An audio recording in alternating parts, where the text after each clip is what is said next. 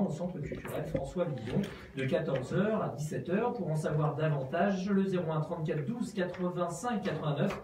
Et ces ateliers, ces stages commenceront à partir du 19 février. Pratiquement l'heure de se quitter, mais juste avant, l'horoscope du jour avec Patricia Lasserre. Bélier, né en fin de signe, vous forcez l'admiration de tout l'entourage. Je sais pas, tu vois, c'est écrit 57, 57 là. Faire avoir. Gémeaux, ne signez rien les yeux fermés. Il n'y a pas eu de décompte, il y a un décompte, il n'y a pas de décompte.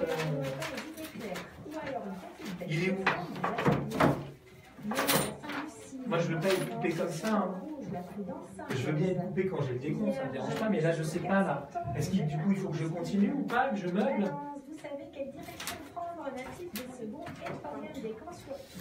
Alors, vous allez vous répartir. On va laisser Madame Riac ici, René là, jeune homme là-bas côté cœur. Capricorne, la rentre dans votre escarcelle, quel que soit votre décan. Bonjour, bonjour, bonjour. Bonjour. Vous prenez, après, si vous voulez vous mettre à la place de la jeune fille quand elle va partir, quand elle aura fait ses infos, je veux bien. C'est mieux.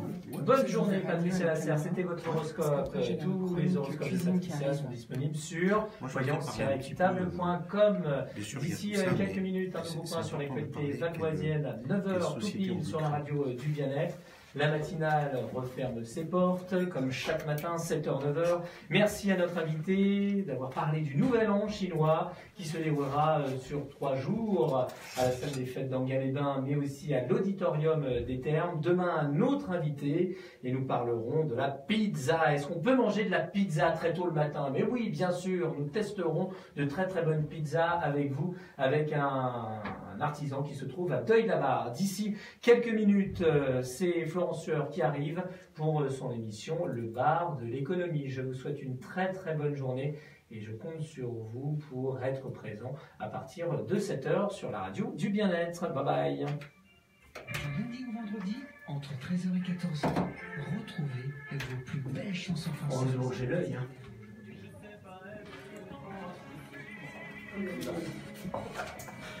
C'est ici? Oui, parfait. Alors, vous faites de l'investissement et puis d'une compagnie en particulier? Toutes les compagnies, compagnies d'assurance, des banques, sociétés de gestion financière. Ok. Et entreprise ou particulier? Les deux. Cécile, je vous appelle Cécile, asseyez-vous. Moi je fais comme tout le monde, j'appelle tout le monde par les prénoms. Entreprise et particulier. Comment? C'est pas encore. Non, non. Alors, quand on est à l'antenne, c'est rouge. Mais ça va pas tarder, puisque là il y a les infos et après c'est à nous.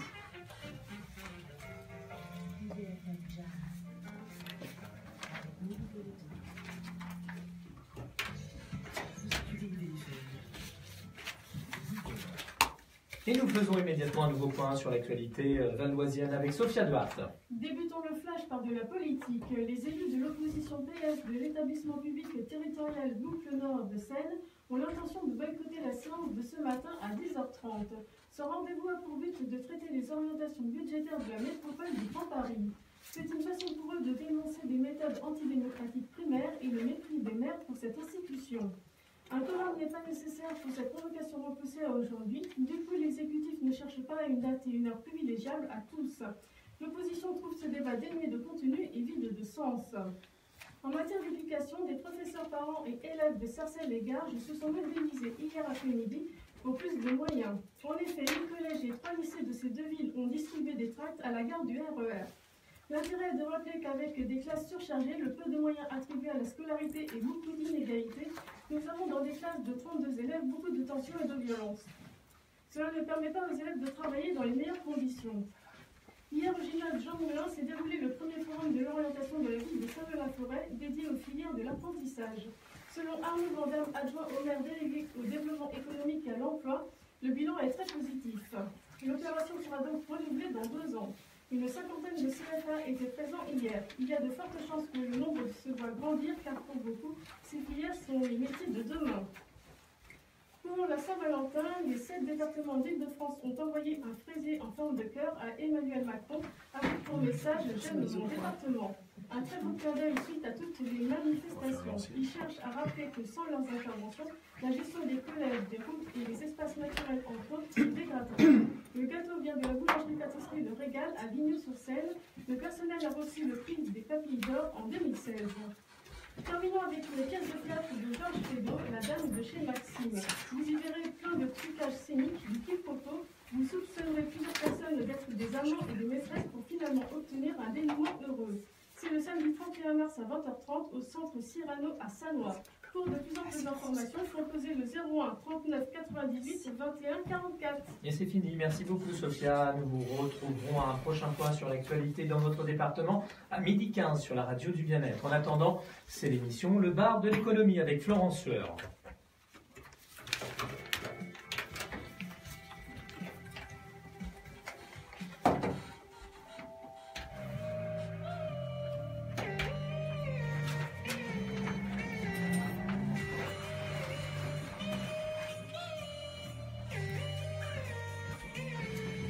Bonne émission. Merci Christophe. Non, ça va. Il est tout fin, il va se débrouiller. On va pas le tuer, on en a besoin pour demain matin. René, si vous voulez, vous serez peut-être plus à l'aise là-bas. Parce qu'il y a Bruno qui va arriver, il va encore vous cogner dans la chaise. Non, ça va, vous en Tant pis. Ouais, ça va. Comme vous voulez. Bon, allez, vous souffrirez en silence.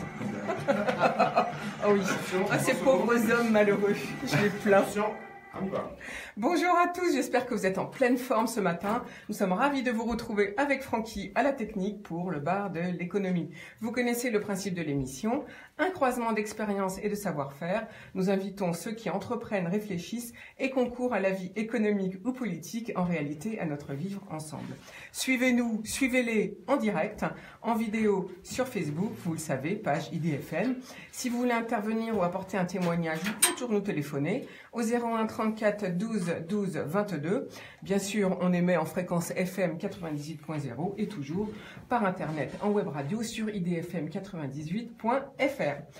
Alors, aujourd'hui, on n'a pas tellement le temps de s'ennuyer après un quinquennat marshmallow. C'est le quinquennat qui nous fait des annonces à la mitrailleuse. 4 réformes depuis une semaine sont prévues dans l'enseignement et donc aujourd'hui on parle enseignement et formation. Toutes les réformes, vous saurez tout. Et en seconde partie, si on a un petit peu de temps, la gestion de patrimoine, c'est-à-dire l'investissement, que ce soit pour des particuliers ou pour des entreprises. Et pour échanger sur ces sujets, j'ai le plaisir de recevoir Cécile Riac. Bonjour. Bonjour. En 2017, après un quinquennat, donc, les Français veulent de l'action. Vous étiez professeur d'EPS pendant plus de 15 ans. Et en juin, alors que vous étiez proviseur adjoint dans un collège, vous décidez de vous présenter aux urnes pour un premier mandat, celui de député. Vous êtes élu pour ce premier mandat donc dans la 3e circonscription du Val d'Oise, c'est-à-dire, si je ne me trompe pas, Taverny, Beauchamp, Herblay et Cormeilles en Parisis. Vous êtes membre de la Commission des affaires culturelles et de l'éducation. Vous étiez plutôt affilié à Robert Hue, si mes infos sont bonnes. Progressiste, c'est ça. Et vous avez 3 enfants. À vos côtés, 2 chefs d'entreprise qui sont aussi des mères et des pères, je veux dire des mamans ou des papas, et non pas mère, M-A-I-R-E-S. Anne-Marie Vissac, bonjour. Bonjour. En 98, vous avez fondé IPEN Biomed qui produit des réactifs biologiques de diagnostic et de recherche pour les maladies du sang, après avoir travaillé pendant plusieurs années en immunologie dans la recherche et le développement. Et vous avez fait comme étude un BTS en analyse biologique. Votre expérience en tant que chef d'entreprise va être très intéressante, tout comme celle de René Taïeb. Bonjour. Bonjour. Vous êtes un professionnel de la gestion de patrimoine, puisque votre métier est le conseil en investissement, qu'il soit pour les particuliers comme pour les entreprises. Mais vous êtes aussi extrêmement investi dans l'associatif pour adultes comme pour enfants.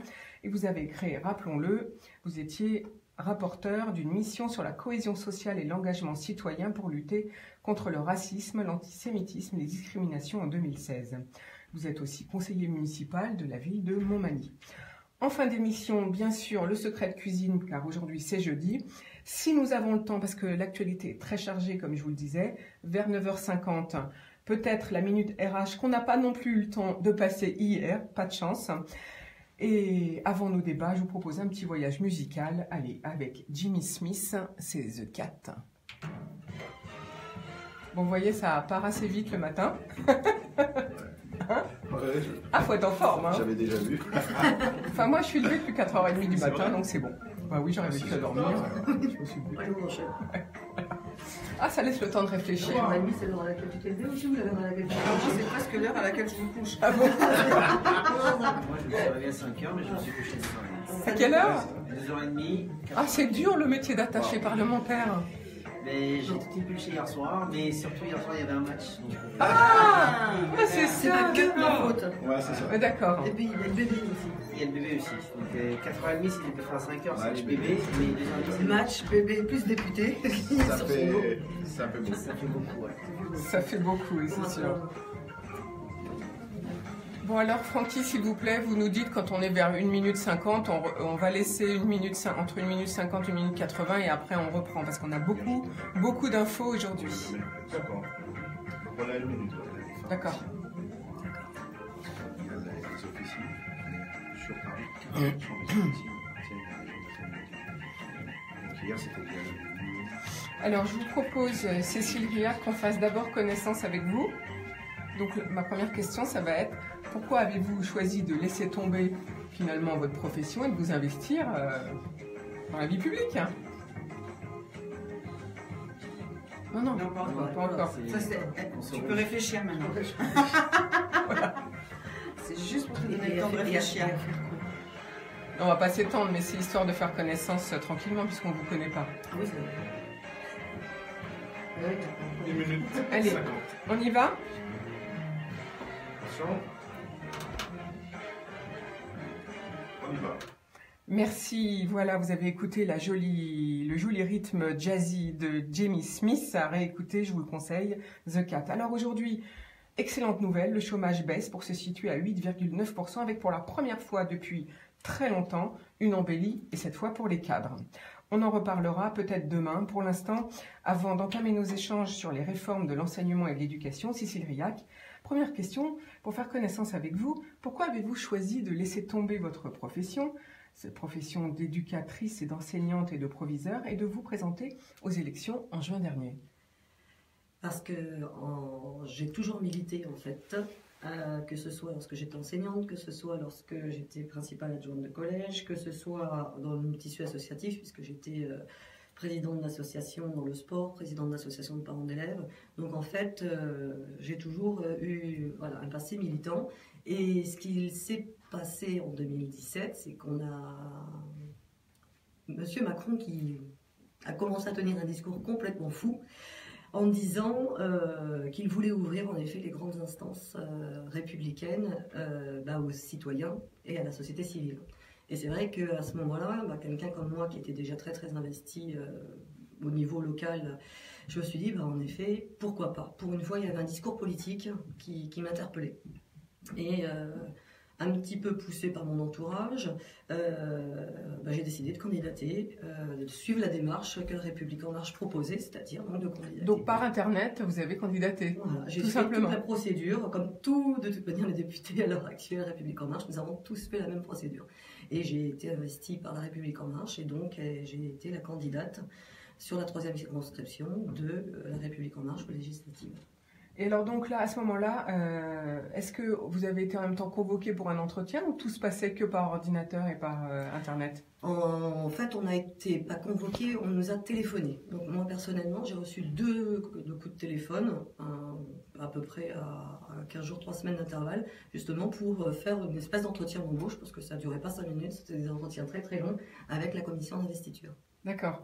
Et donc on peut imaginer qu'en plus vous avez la charge de 3 enfants, c'est pas une décision si facile parce que ça doit quand même prendre du temps de s'occuper de ces enfants. Ça prend beaucoup de temps de s'occuper de ses enfants, ça prend beaucoup de temps d'être aussi une maman qui travaille, d'être une femme qui travaille, mais c'est une question d'organisation. Moi, quand j'y suis allée, il est clair que j'avais ma famille derrière moi, donc je ne serais pas allée si mes enfants n'étaient pas d'accord. Parce qu'ils ont quand même entre 10 et 17 ans. Donc des ados. Oui. Voilà, donc, on connaît les ados. On connaît les ados et en effet, il faut que je jongle pour être présente à la maison et à la soirée. Alors, on a la chance de vous avoir aujourd'hui, juste au moment où les réformes donc de l'éducation et de l'enseignement et des parcours supérieurs tombent. Elles ne sont pas encore, bien sûr, validées par l'Assemblée nationale ni par le Sénat, mais ça fait rien. On va en parler quand même parce que les votes vont avoir lieu d'ici le mois de septembre. Alors, depuis 10 jours, le gouvernement annonce donc 4 réformes. Je vous propose de les prendre dans l'avancée en âge afin que vous puissiez donc tous les 3 réagir. Donc la première, c'est se recentrer sur l'apprentissage des matières fondamentales, comme a annoncé Cédric Villani mardi, je vous en ai d'ailleurs parlé mardi, les maths autrement dès le CP. Alors l'enjeu, quel est-il? Il s'agit de mettre les enfants en phase avec les enjeux du XXIe siècle, a dit Cédric Villani. Il faut apprendre à chercher, modéliser, représenter, calculer, raisonner et communiquer pour vivre et comprendre le monde dans lequel nous allons vivre dans le futur et ne pas passer à côté des grandes innovations technologiques qui arrivent et même, espérons, en être les créateurs. Un consultant spécialisé sur les nouvelles technologies et l'intelligence artificielle déclarait ce week-end à Enghien lors de la conférence sur l'Europe: si les pays de l'Union européenne ne font pas d'efforts, nous allons devenir les vassals des USA. Où sont les GAFA européens, tandis que les USA et les Chinois sont très actifs, alors que nous avons les meilleurs informaticiens qui partent happés par les grands labos étrangers. Donc se recentrer sur l'apprentissage des matières fondamentales, qu'en pensez-vous ? Qu'est-ce que j'en pense? Ça fait partie des premières mesures que Jean-Michel Blanquer, ministre de l'Éducation nationale, a annoncé, de se recentrer sur le lire, écrire, compter, respecter autrui, qui est un petit peu sa boussole de ce quinquennat. Et c'est vrai que donc mon éminent collègue Cédric Villani a remis son rapport sur la mission maths mardi, et il fait le constat que les mathématiques aujourd'hui ne bénéficient peut-être pas en enseignement primaire d'un enseignement qui favorise la compréhension par nos élèves, et de découvrir que les mathématiques ça peut être quelque chose de sympa. Donc dans son rapport, c'est aussi ce qu'il préconise, rendre les maths sympas. Alors c'est ce que j'en ai un petit peu parlé donc mardi, c'est le rapport donc Villani-Torossian, Charles Torossian, c'est le responsable de ce rapport au niveau de l'éducation nationale, mais ils avaient l'air de dire aussi que certaines matières, il fallait revenir aux fondamentales aussi du français, que certaines matières, il y avait trop de matières, et mes invités depuis mardi disent finalement, enfin on se rend compte, on revient au bon sens, et on se rend compte que on ne comprend pas d'ailleurs pourquoi on laisse passer des enfants finalement en 6e qui ne savent pas bien lire ni calculer, parce que c'est pas des maths à cet âge-là, c'est du calcul, purement et simplement. Donc qu'est-ce que vous en pensez? C'est pas que du calcul, parce que la logique mathématique, c'est quelque chose de très très fin qui s'acquiert. Quand vous faites en fait un puzzle, vous apercevez que vous faites des mathématiques. Il y a une logique, il y a une construction dans l'espace. Donc, c'est pas que le calcul. Mais il est clair qu'il y a une base, on va être opératoire, de faire des calculs, de savoir que 1 plus 1 fait 2, que lorsqu'on a dans son porte-monnaie 5 € et qu'on paye 1 €, il ne reste plus que 4 €. Voilà. En fait, c'est de rendre aussi les mathématiques qu'on utilise dans notre quotidien. Et c'est là-dessus aussi qu'il va falloir peut-être retourner. Le recentrage au niveau des matières fondamentales, c'est un peu toutes les réformes qui s'enchaînent. C'est-à-dire on s'aperçoit que oui, il y a une priorité qui est donnée à l'enseignement primaire. Il faut que les élèves qui sortent du CM2 sachent lire, écrire, compter, respecter autrui. Donc, il y a des mesures qui ont été faites, parce qu'il y a également le CP-CE1 en classe réduite en REP+, qui va être, dès la rentrée 2018, mise en REP. Ça aussi, ça fait partie des mesures qui nous paraissent importantes, justement, pour que chaque élève réussisse à acquérir ces 4 fondamentaux à l'issue du primaire. Anne-Marie Bissac, vous voulez réagir peut-être? Alors, moi je vais réagir, là, pas réagir, mais faire des commentaires surtout, parce que c'est vrai que moi aussi j'ai beaucoup été investie au-delà de mon métier aujourd'hui, au niveau de l'éducation nationale, et en tant que bénévole, j'ai beaucoup participé dans les classes de primaire à rendre ces fondamentaux, ces mathématiques, comme dit Cécile, plutôt ludiques, parce qu'il ne suffit pas de faire de l'apprentissage encyclopédique. Et aujourd'hui, moi-même, avec mes salariés, je leur dis, vous êtes des encyclopédies, et des très bonnes encyclopédies, mais attention, et j'avais mon mentor, moi, qui m'a formé, qui me disait, il ne faut pas faire des encyclopédies ambulantes et pas souvent ouvertes à la bonne page. Donc ça, c'est important. C'est une jolie formule. C'est une jolie formule que je n'oublierai jamais, puisque ça a été celui qui m'a formé dans mon métier, celui qui m'a donné de l'amour de mon métier. Et aujourd'hui, on constate qu'on a souvent ça. On a beaucoup de jeunes qui arrivent sur le terrain et qui sont encyclopédiques. Ils connaissent beaucoup de choses, ils apprennent beaucoup. Donc revenir à des fondamentaux, mais surtout ne pas leur mettre une charge importante qui fait qu'on va en oublier l'essentiel, on va oublier de le mettre en pratique. Alors, est-ce que vous allez, comme d'autres chefs d'entreprise que j'ai reçus à ce micro, qui vont dans les écoles, alors par exemple, il y en a un, il amène des petits mécanos et il leur fait construire des robots et il dit que ça marche très très bien. Est-ce que vous faites ce genre de choses? Alors, aujourd'hui, je ne fais pas ce genre de choses à ce niveau. Je l'ai fait, j'amenais pas des robots, j'amenais des jeux de cartes, j'amenais des livres et on comptait avec des jeux de cartes, on comptait avec des bûchettes. N'oublions pas, on a commencé les maths avec de la bûchette. On n'a pas commencé les maths avec de la calculatrice. Oui, oui, je me souviens, moi, des boîtes d'allumettes. On avait nos allumettes. Voilà. Alors, utiliser la calculatrice, c'est très bien, c'est magnifique, c'est merveilleux. Mais apprendre à compter avant tout et de savoir la base du calcul, ça, c'est autre chose. Et si on ne comprend pas ce qu'on fait, je ne vois pas où on va aller. Voilà, donc c'est la représentation, en fait, et de savoir pourquoi on additionne 2 plus 3, et ça fait 5. Pour moi, c'est... René Talieb. Oui, moi je trouve c'est très intéressant, mais je voudrais rebondir par contre sur ce qu'a dit Cécile Vélac, c'est que vous avez parlé d'apprendre à compter, à lire, à écrire, c'est fondamental bien sûr, mais vous avez rajouté un mot très important, le respect.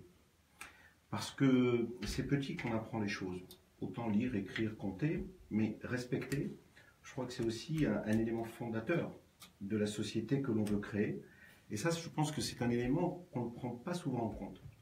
Parce que quand on donne pas seulement de l'instruction aux enfants, mais aussi de l'intelligence, de pouvoir échanger, aider l'autre qui est en peine pour apprendre, lire, compter, et ainsi de suite, eh bien, on fabrique des gens un peu plus humains, des enfants un peu plus humains qui deviendront des hommes et des femmes un peu plus humains.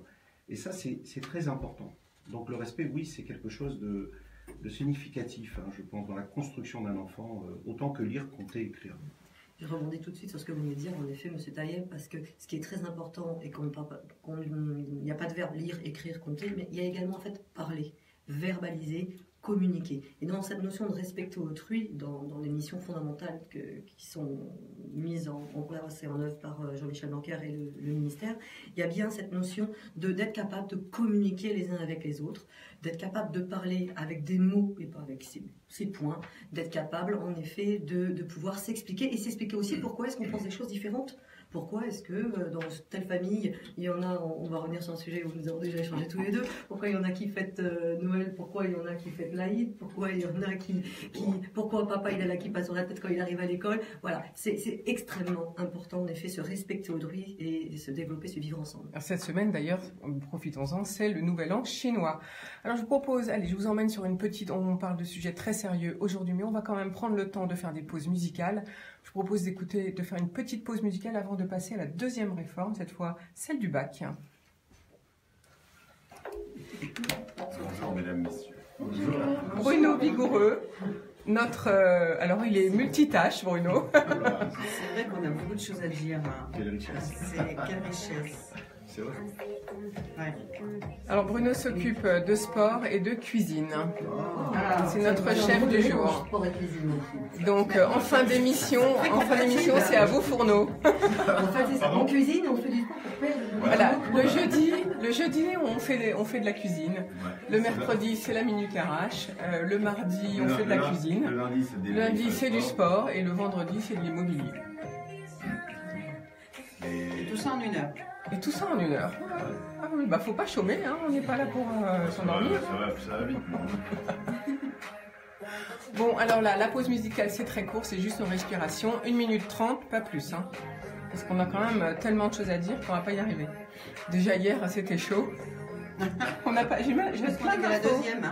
J'ai plein d'infos. Hier, j'ai toujours pas pu les passer, donc ça se trouve, je vais être obligée de faire une émission que d'infos lundi. Ça va pas du tout. Oui, parce qu'il y a une arnaque, il y a une nouvelle arnaque pour les chefs d'entreprise. Je vais essayer de la glisser si j'ai le temps en fin d'émission.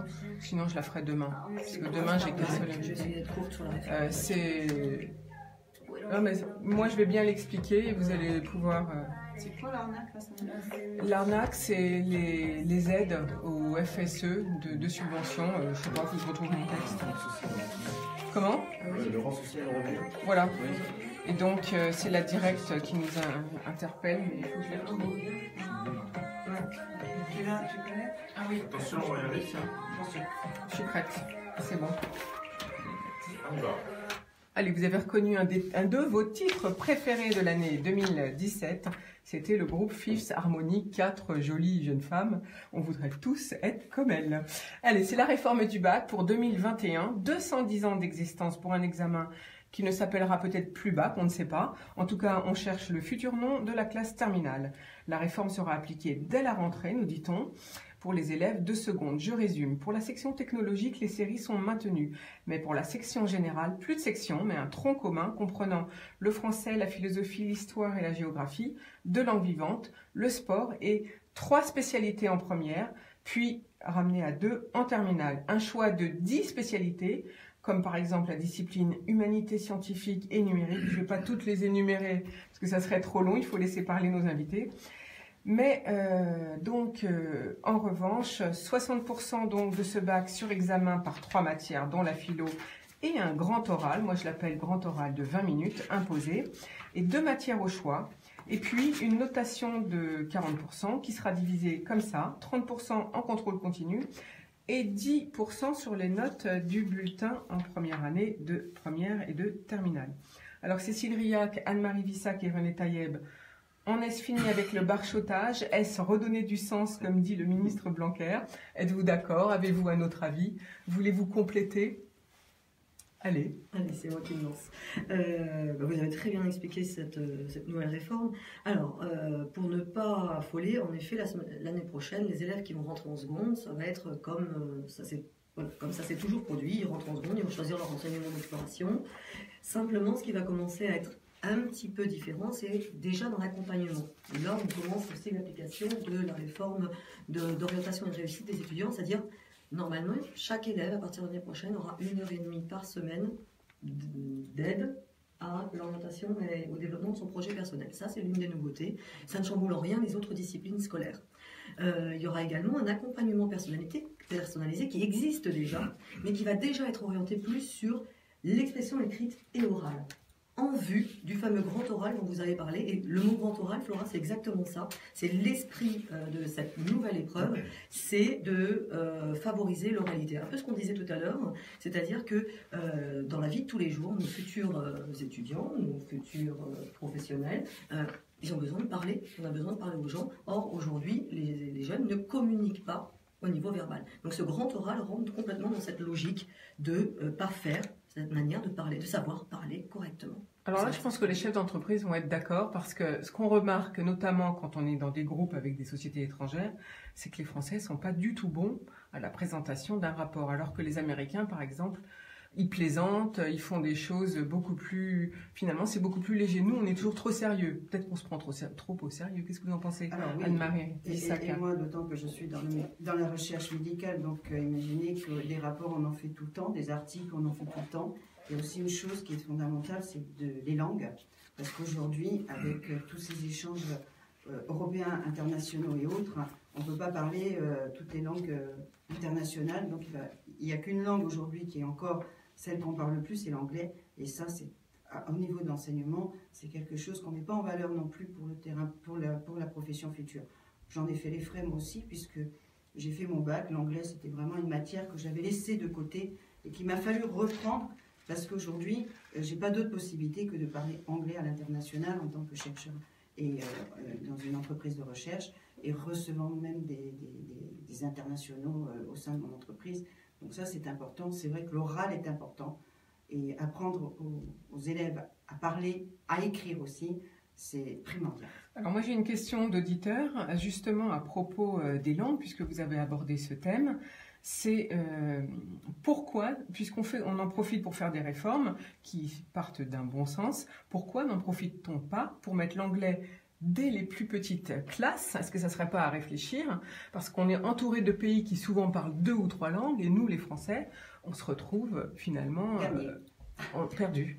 Ça existe déjà en fait, parce que l'enseignement de l'anglais est censé être abordé dès l'enseignement primaire.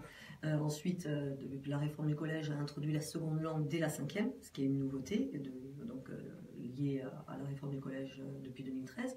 Et là, vous l'avez vous-même dit, sur le fameux socle commun, ce qui va rester en matière fondamentale, c'est-à-dire il y a bien les deux langues.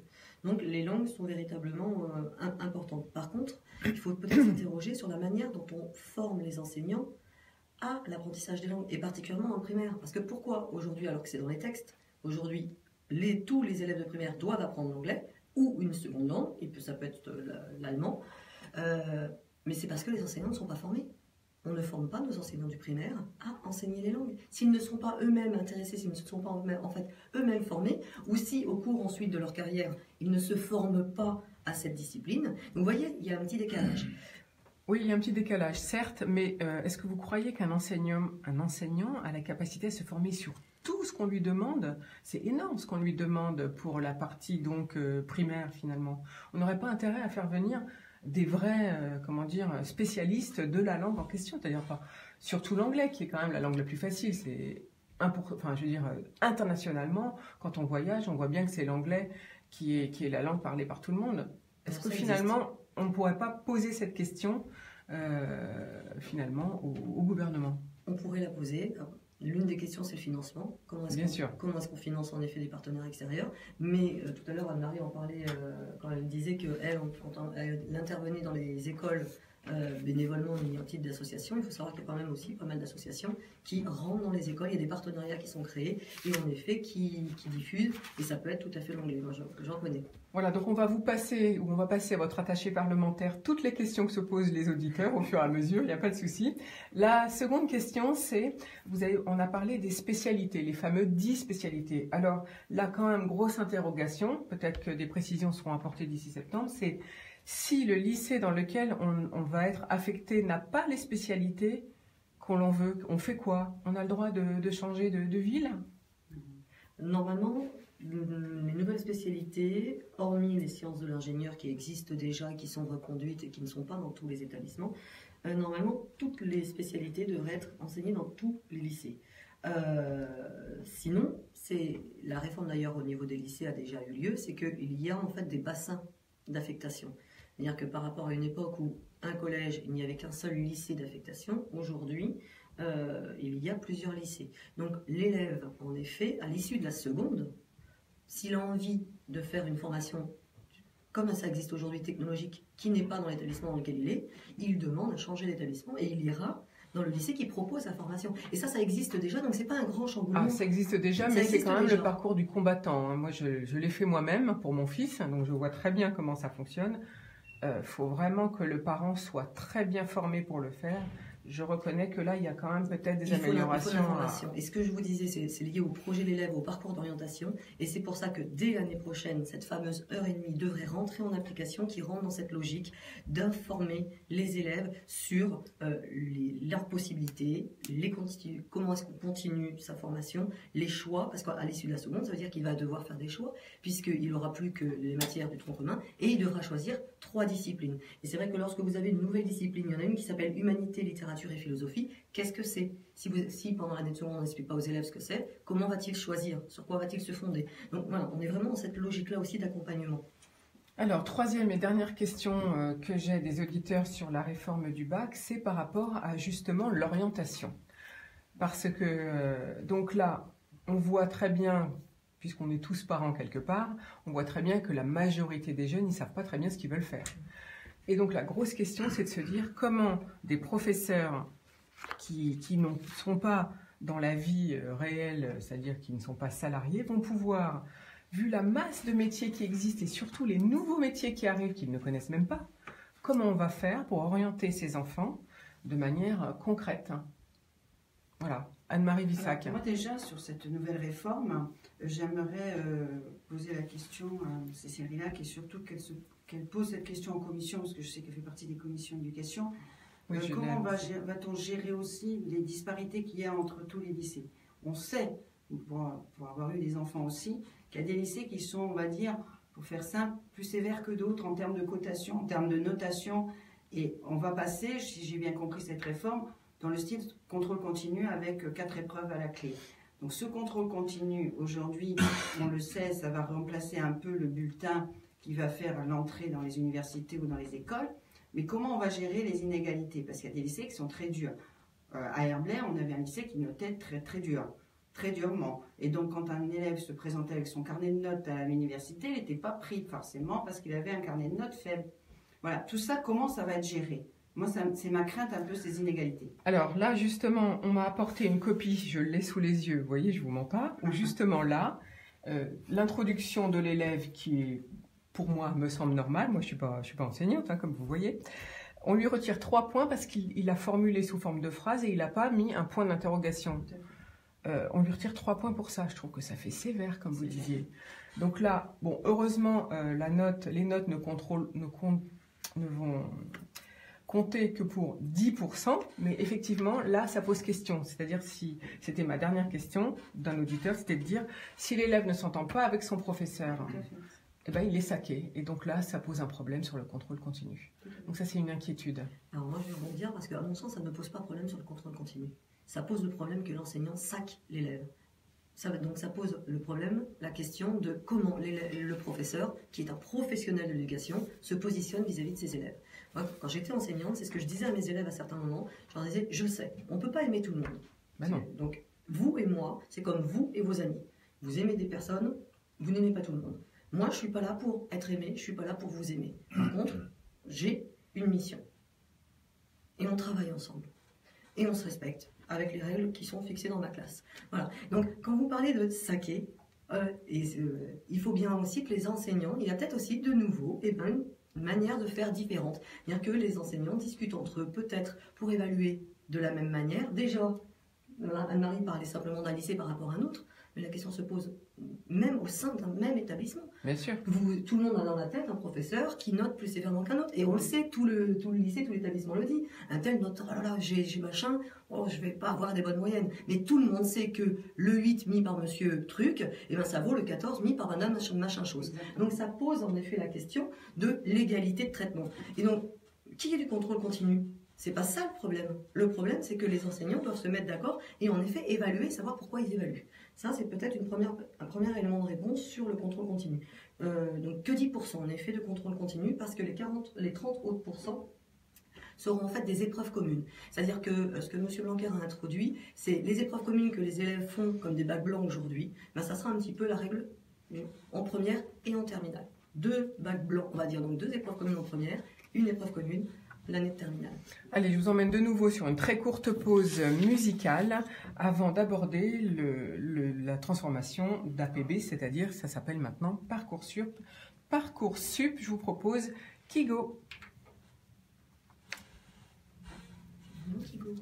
Au-delà de ça, qui est moi, mon fils, en seconde, il faisait des fautes d'orthographe. Son prof disait par géo, il revenait toujours avec un 0. Tu veux que je te fasse hérisser les cheveux sur la tête? Il m'a dit, le genre, ça t'apprend pas tes leçons, tu vas avoir 2 claques, c'est pas possible.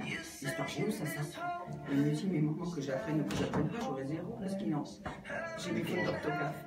Oui. Donc ils apprenaient pas. Oui, mais moi j'ai un fils qui a 16 ans. Attendez, le ON et le ONT, mais depuis le CP, j'aurais plus. Qu'est-ce que vous voulez? Ça rentre pas, ça rentre pas. Et le gamin, c'est pas pour ça qu'il apprend pas ses leçons d'histoire, ou qu'il n'est pas bon en mathématiques. Mais si, en effet, même le prof de maths aurait fait des points. Bon, alors en même temps, les professeurs, non mais en même temps, quelquefois des professeurs sévères, c'est très formateur. Quelquefois, un professeur sévère. Mais c'est pas la sévérité, c'est non, la rigueur. Ça leur apprend la rigueur, c'est ça que je veux dire. Et ce qui va derrière, c'est qu'en effet, ce qu'on essaie de faire comprendre, c'est qu'un prof, ce qui est vrai, il faut les éduquer, les profs, il va falloir aussi les... Oui, certains, c'est sûr. Donc c'est aussi qu'on peut avoir des exigences. C'est un prof de ZEP, hein. J'ai toujours enseigné et j'ai travaillé toujours pour ZEP qui vous dit. Et hors de question, mais c'est le niveau. Par contre, c'est vrai qu'il faut que ces élèves-là, on leur mette des exigences. Et d'ailleurs, moi, mes élèves étaient enchantés lorsqu'il y avait un cas. Ils ne demandent que ça. Oui. Ils ne demandent qu'à être traités. Non, le seul souci, c'est qu'on est dans des tranches d'ado et que l'ado, lui, il est affectif. Donc, il est réfractaire. Moi, je vois le mien, c'est l'ado type, donc pas méchant pour un sou, tout va bien, mais il revient de toute façon, elle m'aime pas. Mais non, je lui dis, elle a pas, elle t'aime, c'est pas qu'elle t'aime pas. C'est qu'elle sent que tu peux être meilleur et du coup, boum, elle t'apprend la rigueur, bah tant pis pour toi. Voilà, d'abord, t'as qu'à... Moi, je vais lire les profs, hein. Je lui dis, bah, t'as qu'à écouter les consignes, ça évitera qu'on répète 3 fois la même chose. Oui, mais là, ça va jouer sa note. Là, oui, non, mais c'est là où moi, en tant que parent, alors... Tant que c'était pas... Il y avait le bac et on savait que l'enfant, Non, c'est bon. On y va? Allez, oui, parce que le but est à 36. Allez, nous voici de retour pour la réforme de l'enseignement supérieur. On monte dans les niveaux, on a son bac. Que fait-on? Eh bien, déjà, dès la première, moi je dis, il faut aller voir Parcoursup, la nouvelle plateforme d'admission post-bac que je vous ai présentée le 19 janvier. Elle met fin au tirage au sort. Alors là, moi je dis tant mieux. Pour une fois, je profite de donner mon avis. Les lycéens doivent s'inscrire avant le 13 mars 2018, 10 vœux sans les classer. Ils peuvent consulter les caractéristiques de chaque formation et affiner leur projet d'orientation. J'ai testé Parcoursup, c'est ainsi que je peux vous le dire. Le ministère promet à tous les élèves une place dans les filières d'enseignement supérieur à la rentrée prochaine. En tout cas, ça, on l'espère. Et puis, du 22 mai au 21 septembre, les lycéens accuseront réception des propositions d'admission et pourront y répondre. La commission d'accès à l'enseignement supérieur fera des propositions de formation à ceux qui n'auraient eu que des réponses négatives. Ça, c'est vrai que c'est très embêtant. Cécile Riac, vous voulez peut-être ajouter autre chose? Oui, alors tout de suite rebondir sur une proposition négative. Attention, il ne peut y avoir sur Parcoursup de propositions négatives que dans les filières sélectives. Déjà, c'est-à-dire que lorsqu'on veut rentrer à l'université ou dans toute une filière qui n'est pas sélective, il ne peut pas y avoir de refus. Donc, par exemple, filière sélective, mettons STAPS, c'en est une. Ce n'est pas une filière sélective, c'est une filière justement qui n'est pas sélective. Qu'est-ce que vous appelez une filière sélective? C'est-à-dire où il y a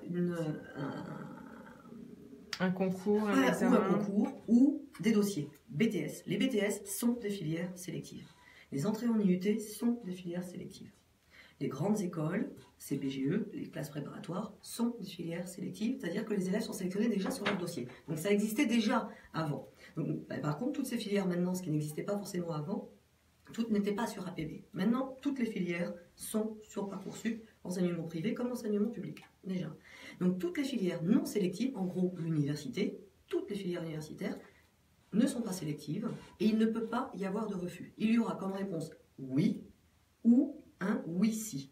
Lorsqu'un futur étudiant, un lycéen, un bachelier aura une réponse oui si, cela signifie que l'université a étudié son dossier et s'est rendu compte qu'il n'y avait pas forcément adéquation entre ses études de lycéen, son parcours lycéen, et là où il veut aller. L'exemple, aujourd'hui, un élève de bac technologique STMG, on va dire, qui veut aller faire du droit en université, il a de très bons acquis.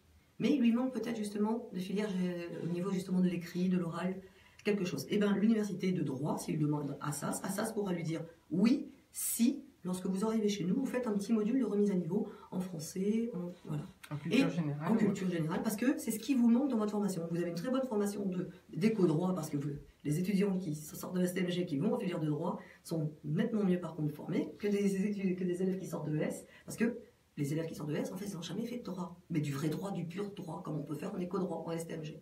Donc voilà, donc en fait, c'est pour favoriser. Donc pas de non pour l'université. Ensuite, la fameuse commission dont vous parlez, elle se fait véritablement très tard. Hein, parce que les élèves vont avoir leur oui si ou leur non pour les filières sélectives à partir du 22 mai.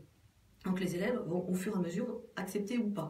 Et par rapport à APB, la machine Parcoursup ne s'arrête jamais. C'est-à-dire que si un élève qui a demandé, on va prendre des études de médecine, reçoit en version, il a demandé 3 facs de médecine à Paris, et puis dès le 22 mai, il a le oui sur celle qu'il veut, il dit oui.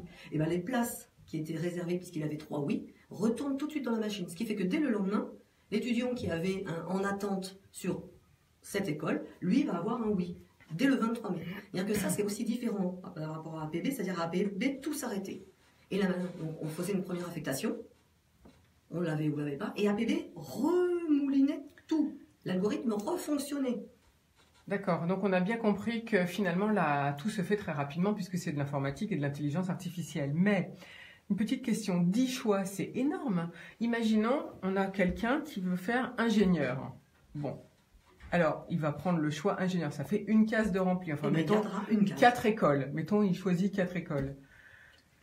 Et il n'en a pas d'autres à choisir. Vous proposez d'y choisir. Et il est refusé partout. Il fait quoi, le jeune homme? Alors c'est là où rentre la fameuse commission dont vous parliez. C'est-à-dire qu'en effet, lui, ce qu'il veut, c'est faire une prépa maths physique. Il a demandé donc 4 écoles en maths physique. Et en effet, il n'est pris dans aucune des écoles de maths physique. Et bien, la commission dont vous parliez va se réunir, va regarder le profil de l'élève, va peut-être justement le convoquer pour discuter avec lui, pour savoir qu'est-ce qu'on peut lui proposer. Parce que s'il a été refusé sur les 4 classes prépa qu'il a demandé, c'est peut-être que le dossier n'est pas en adéquation. Et donc voir qu'est-ce qu'on peut lui proposer dans ces filières-là. Parce qu'en plus, il a demandé pour le coup que des filières sélectives. Donc vous pensez qu'entre le 22 mai et le 21 septembre, on aura le temps de voir tous les dossiers qui vont être litigieux? Oui. D'accord. On verra. Normalement, il ne devrait pas y avoir beaucoup de dossiers litigieux. Hein. Il n'y a aucun, de ce point de vue-là, ça me paraît difficile. Alors vous me disiez, 10 vœux, c'est beaucoup. Je vous rappelle que sur APB, les élèves pouvaient en faire plus de 20.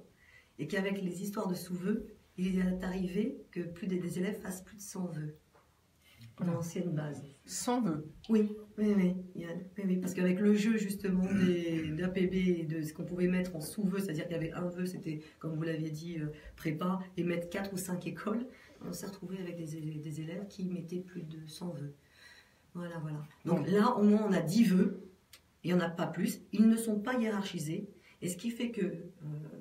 pour moi aussi, c'est quelque chose d'important, parce qu'ils ne sont pas hiérarchisés sur le papier, mais dans sa tête, le lycéen va faire la hiérarchie. Bien évidemment, il faut qu'il sache ce qu'il veut faire. Voilà. Et la dernière chose, parce que j'ai une fille qui est en terminale, donc en plus je vis le Parcoursup au quotidien, j'applique en direct ce que j'ai voté. Certaines de ses copines m'ont demandé, on nous a conseillé quand même de mettre un truc, même si je ne veux pas y aller. Moi, je leur dis non, surtout pas. À APB, on me conseillait cela. À cause du tirage au sort, justement. Là, surtout pas. Justement, il faut que nous ne soyons mis dans le nouveau Parcoursup que les écoles où ce que l'enfant aime, ce que le jeune aime. Là où il veut aller, où là, la possibilité à un moment de dire oui, c'est là que je veux aller. Et s'il n'a pas la place, il y a cette fameuse commission qui prendra en compte son parcours. Donc surtout, là je le dis à tous les lycéens qui écoutent, ne mettez pas de vœux juste pour remplir les cases, vous mettez ce que vous voulez faire. Donc en fait, si on n'a qu'un vœu, on en met qu'un, si on en a 5, on en met 5, il faut mettre ce qu'on a envie de faire. On a envie de faire. Bon, mais c'est pas évident quand même. Hein. Anne-Marie Vissac. Oui, moi je veux rebondir, il faut mettre ce qu'on a envie de faire, et c'est vrai, hein. Mais est-ce que les élèves le savent? Moi, aujourd'hui, on se rend compte qu'en terminale, les élèves ne savent pas ce qu'ils veulent faire. Ils ne savent pas où ils veulent aller. Et je ne sais pas si ce serait bien de remettre un peu les forums de métiers plus en amont. Alors oui, vous allez dire, on met des stages en 3e d'observation dans une entreprise. Et dans l'entreprise, moi j'en reçois beaucoup. Mais est-ce que ces stages sont bien? Est-ce qu'ils choisissent les bons stages?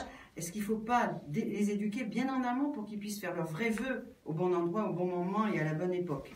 Alors justement, vous êtes dans le biomédical. Expliquez-nous un petit peu ce que vous faites, profitons-en, puisque vous dites que vous accueillez des stagiaires. Oui.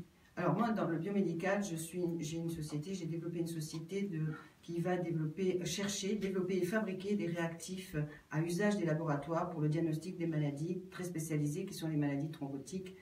Pour être faire simple, tout ce qui est embolie pulmonaire, infarctus embolique, etc., phlébite.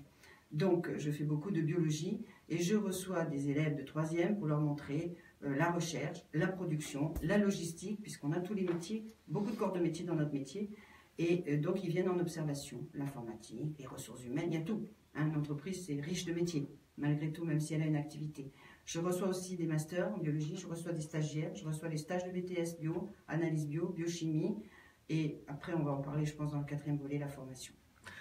Alors justement, pour que... moi, je suis un petit peu d'accord avec vous sur le fait que la majorité ne savent pas ce qu'ils veulent faire. Je suis allée au lycée d'Ony il n'y a pas longtemps, lors de la venue justement de Jean-Michel Blanquer.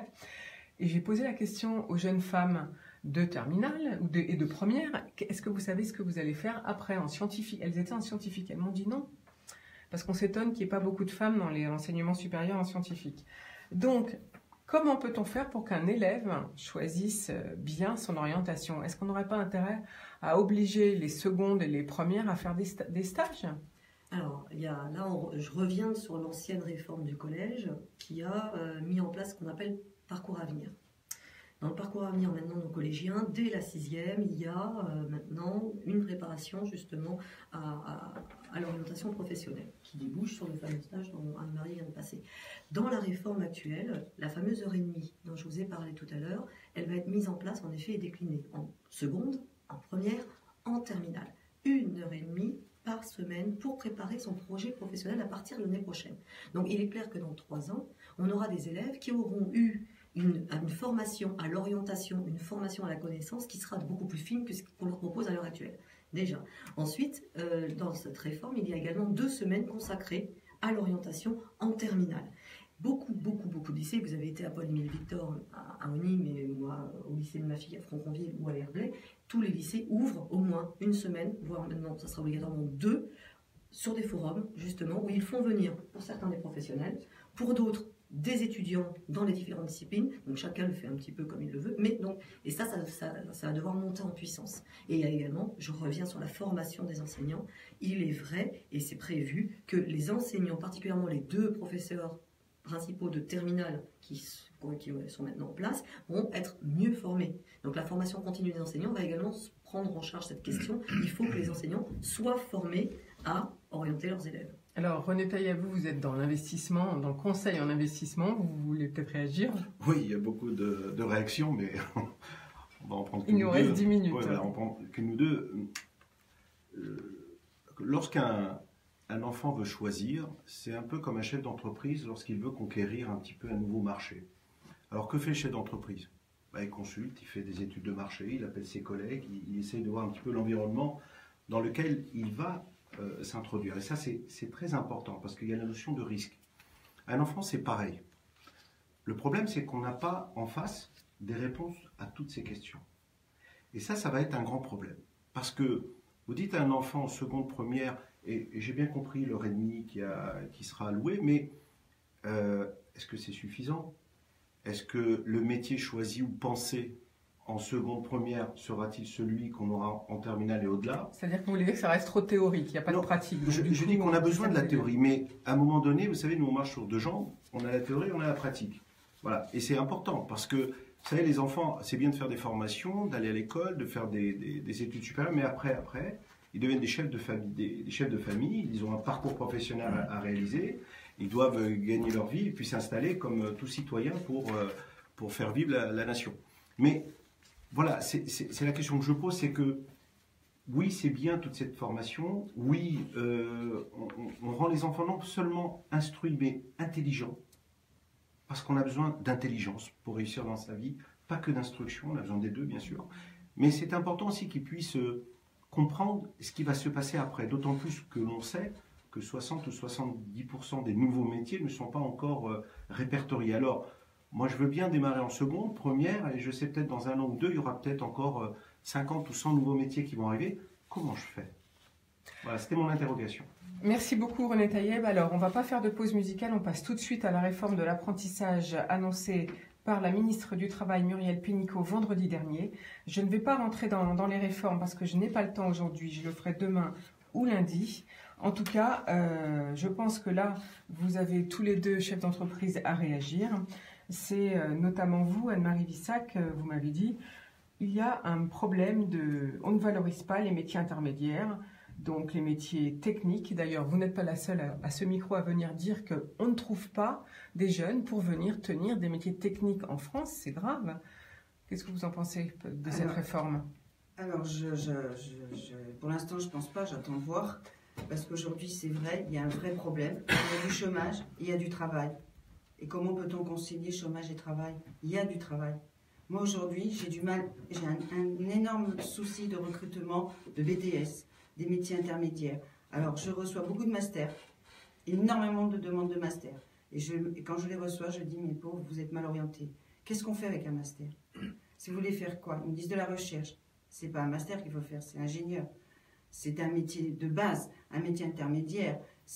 Vous voulez faire de la bio, pourquoi pas valoriser les métiers intermédiaires? Leur donner une valorisation. On leur fait croire qu'en obtenant des masters, des diplômes et des diplômes, ils vont être sur le terrain. Non, c'est faux. Nous, on est en pénurie de techniciens. Alors, les métiers de bouche qui viennent au micro nous disent la même chose. Pareil pour donc boucher, je ne sais pas moi, volailler, charcutier traiteur, ils me disent on ne trouve pas de jeunes qui veulent reprendre derrière nous. D'ailleurs, à Rungis, les rideaux se ferment et les boutiques sont à vendre. C'est ça. Ça devient quand même très problématique. Donc en fait, ce qu'on se rend compte, c'est qu'on veut absolument pousser tout le monde au bac, alors que certains qui ont des dons pourraient partir et on ne les laisse pas, tout ça parce qu'ils ont des capacités. Mais des capacités intellectuelles, j'allais dire, donc tout le monde les pousse. Mais pourquoi on ne laisse pas, finalement, on ne les réoriente pas différemment selon les choix? C'est aussi une question peut-être qu'on pourrait vous donner à poser, Cécile Riac. C'est une question aussi de société en fait, parce qu'il faut se poser la question pourquoi. Parce que les parents aussi poussent les élèves à aller dans des filières généralistes, à passer des diplômes, alors que l'enfant n'a pas forcément envie. Moi, combien de fois je me suis retrouvée lorsque je travaillais l'orientation avec mes élèves à en fait plaider la cause de mon élève face à sa famille. Parce que lui voulait aller dans une formation professionnalisante et que les parents disaient « Ah mais oui, mais non, mais là, c'est juste pas possible. » C'est la honte de faire... voilà, les familles elles-mêmes ne l'acceptaient pas. Donc la question, elle ne se pose pas forcément simplement sur le système. On ne porte pas que sur le système éducatif, c'est sur le système général. Il faut aussi que nous, tous citoyens, s'interrogent sur la place qu'on a donnée à l'apprentissage, aux formations professionnelles. Et c'est pas pour rien, je vais juste que M. Blanquer a nommé une députée, Céline Calvez, et un cuisinier, Régis Macron, pour justement faire le rapport sur la voie professionnelle. Parce que vous parliez tout à l'heure des métiers de bouche, ils sont en effet quelque part au cœur du problème, on le sait très bien, boucherie, charcuterie, et après les métiers de la restauration, les métiers de l'hôtellerie, ce sont des métiers où il y a de la demande et ils ne trouvent pas. On n'arrive pas à pourvoir les postes. Donc c'est quand même incroyable. Alors, autre sujet dont je voulais parler, mais on n'aura pas le temps, c'est de parler d'Erasmus. Je reviens, moi, de la Commission européenne. Alors, on est les plus mauvais, les Français. Hein. On ne bénéficie pas assez et on ne fait pas assez de demandes. Donc, j'ai un petit peu enquêté depuis une semaine. Je m'entends dire que finalement, c'est très compliqué. Souvent, les fonctionnaires ne sont pas au courant, voire même pire, ils bloquent les dossiers selon qui fait la demande. Donc là, c'est très grave. Mais je vous propose de refaire une émission sur Erasmus, parce que ça mérite tellement c'est complexe. René Taillet voulait intervenir, puis après, on donne la parole à Bruno pour sa recette du jour. Voilà, donc simplement, ce que je voulais transmettre comme message, c'est que quelle est la société que nous voulons bâtir demain? Je crois que c'est ça qui est important. Et surtout, quelle société nous voulons transmettre aussi à nos enfants pour qu'ils en fassent autant. Le problème, c'est que tout le monde n'est pas à égalité. Le problème, c'est que tout le monde n'a pas les mêmes atouts. Le problème, c'est que, est-ce que le système, même s'il est modulé, amendé, modifié de façon significative, est-ce que c'est celui-là qui convient à notre société? Parce que moi, je suis comme vous, je suis sur le terrain, je regarde un petit peu, je vois qu'il y a des freins souvent à certaines choses, puisque vous l'avez dit tout à l'heure, je vois sur le racisme par exemple, tout le monde n'est pas à égalité. Et alors, c'est aussi une vraie question de fond. Tous les parents n'ont pas les mêmes compétences. C'est pas un élément de comparaison, mais il y a des parents qui n'ont pas mentalement, ils n'ont pas été instruits comme des enfants qui viennent dans des familles où il y a un médecin ou un architecte. Donc je veux dire, la vraie question qui se pose, c'est quelle société nous voulons demain pour nos enfants? Est-ce que nous voulons des enfants instruits, des enfants intelligents, des enfants astucieux? Parce que je crois qu'on va vivre une société où l'innovation, la créativité va avoir de plus en plus de place. Bon, c'est vrai qu'on peut refaire une émission sur l'éducation. Je vous réinvite tous quand vous voulez, parce qu'il y a beaucoup de choses à dire sur tout le monde se plaint effectivement que les parents baissent les bras. Et effectivement, être parent, c'est un vrai boulot. Allez, tous à vos fourneaux. Bruno est dans nos studios. Bonjour Bruno. Alors, quel secret aujourd'hui? Bonjour Florence, bonjour à toutes et à tous. Je vais tout vous dire, Florence. J'ai la chance d'avoir une épouse à moitié italienne, alors forcément, elle adore cette cuisine pleine de générosité, de convivialité, de chaleur. Elle avait envie que je lui fasse un ossobuco. C'est vrai qu'il y a longtemps qu'elle en avait mangé, elle n'en gardait pas un souvenir extraordinaire. Elle avait raison, ce n'était pas top ce que j'avais préparé. Alors elle a voulu retenter sa chance, et elle a encore eu raison, comme presque toujours d'ailleurs. Car cette fois, on s'est régalé. Alors si vous aussi vous voulez vous régaler, suivez-moi, vous n'allez pas être déçus. C'est une recette pour 6 personnes, où il faut prévoir une petite demi-heure de préparation, mais une cuisson longue d'1h40 à peu près. Vous pouvez parfaitement faire ce plat la veille, il n'en sera que meilleur. Vous avez donc besoin de 6 tranches de jarret de veau un peu épaisses, 2 oignons, une carotte, 2 branches de céleri, 2 cuillères à soupe d'huile d'olive, 100 g de farine, 20 g de beurre, 15 centilitres de vin blanc sec, une tablette de bouillon de bœuf, du sel et du poivre. On va ajouter la grémolata qui va tout changer à votre sauce. Pour cela, il vous faut une orange bio de préférence, un citron bio de préférence, 2 gousses d'ail, un bouquet de persil plat et 3 filets d'anchois. Alors on attaque. Vous préparez du bouillon en diluant la tablette dans 15 centilitres d'eau très chaude. Vous pelez la carotte, le céleri, les oignons et vous émincez le tout. Vous farinez les jarrets et faites chauffer le beurre et l'huile d'olive dans une cocotte qui va au four. Et vous faites dorer les morceaux sur toutes les faces. Vous préchauffez le four à thermostat 6, soit 180 degrés à peu près. Vous ajoutez les légumes dans la cocotte et vous les faites dorer un peu en remuant régulièrement.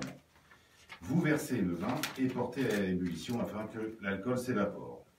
Vous baissez le feu, salez, poivrez, mouillez avec la moitié du bouillon et décollez les sucs avec une cuillère en bois. Vous couvrez et enfournez pour 1h30. En cours de cuisson, si c'est nécessaire, vous pouvez rajouter un peu de bouillon. Pendant ce temps-là, on prépare la grémolata. C'est très simple et très rapide. Vous l'avez essuyé l'orange et le citron et vous prélevez sur chacun une bande de zeste assez large que vous coupez en tout petits dés. Vous faites la même chose avec l'ail et vous coupez le persil finement. Vous écrasez les anchois à la fourchette et vous mélangez le tout. 5 minutes avant la fin de la cuisson, vous ajoutez votre grémolata dans la cocotte. Vous déposez les morceaux de viande dans un plat creux. Vous déglacez la cocotte avec un peu de bouillon et vous versez cette sauce sur la viande. Vous allez voir, c'est une merveille. Pour accompagner, des pâtes fraîches iront délicieusement. Si vous voulez vous amuser, vous pouvez même les faire vous-même si vous êtes équipé de la machine. Comme vin, je vous recommande un Minervois, à boire avec modération naturellement. Voilà Florence, comment j'ai eu les félicitations du jury. Ça n'arrive pas tous les jours, alors j'ai apprécié le compliment. À votre tour, régalez-vous et à bientôt. Oui, Bruno, merci beaucoup. Je suis sûre qu'on va se régaler. On vous dit à demain, passez une bonne journée. Demain, c'est promis, je vous annonce la nouvelle arnaque par mail. Je vous dirai tout. Demain, nous allons parler de l'Europe, de l'intelligence artificielle, entre autres. Et voilà. C'est carré, là. Bah, on n'a pas... Oui, bah oui. C'est souvent comme ça. Ah, c'est chaud. C'est chaud. Parce que c'est l'automate.